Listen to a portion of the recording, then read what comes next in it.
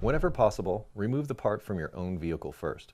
This will help you know exactly what tools you need to bring to get the job done. In addition, if any clips or fasteners strip or break while you're removing the part, you can always grab spares while you're in the yard. Brake hose removal, 1996 Honda Civic. Before removing a brake hose, be sure to inspect it for any dry rotting or cracking in the hose to make sure that it's a good hose to use.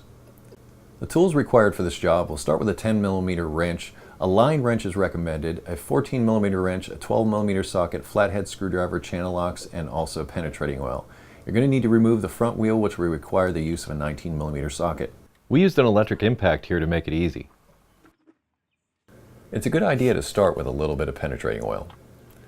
Then use a 10mm, preferably line wrench, to disconnect the hard line from the brake hose.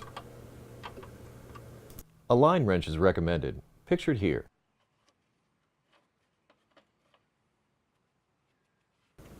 Now you can remove the upper retaining clip with a pair of channel locks. It looks like this. Now remove the 12mm fastener that retains the line to the knuckle.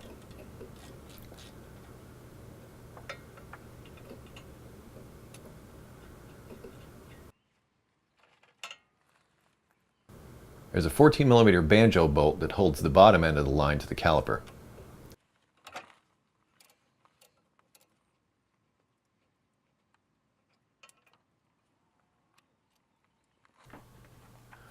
You should now be able to remove the part from the vehicle. And that's how you remove a brake line from a 1996 Honda Civic.